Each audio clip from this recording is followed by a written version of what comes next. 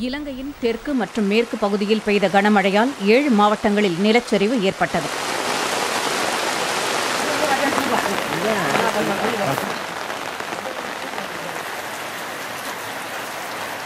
ரத்னபுரி, கேகாலை, மாத்தரை, காலி ஆகிய இடங்களில் ஏராளமானோர் மண்ணில் புதையுண்டனர். இதுவரை 151 பேரின் சடலங்கள் மீட்கப்பட்டிருப்பதாகவும் 111 பேர் காணாமல் போனதாகவும் அதிகாரப்பூர்வமாக அறிவிக்கப்பட்டுள்ளது. ஆயினும் உயிரிழந்தோர் எண்ணிக்கை 250ஐ தாண்டிவிட்டதாக கூறப்படுகிறது.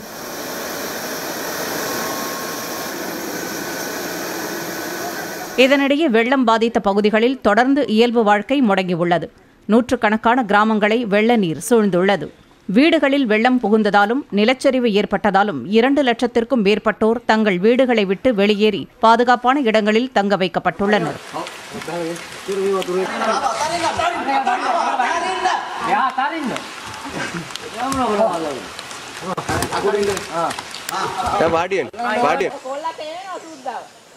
வெள்ளம் வடிந்த பகுதிகளிலும் குடிநீர் மற்றும் உணவுப் பொருட்கள் தட்டுப்பாடு நிலவுகிறது. ராணுவத்தின் முப்படையைச் சேர்ந்த வீரர்களும் மீட்புப் பணியில் ஈடுபட்டுள்ளனர்.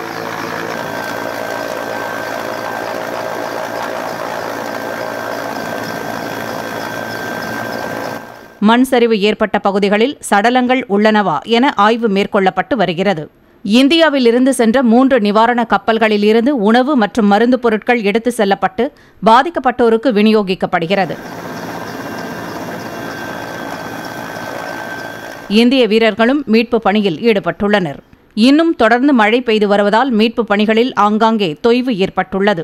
இதனிடையே மழை நீடிக்கும் என்று வானிலை மையம் அறிவித்துள்ளதால் மீட்பு படையினர் தயார் நிலையில் வைக்கப்பட்டுள்ளனர்.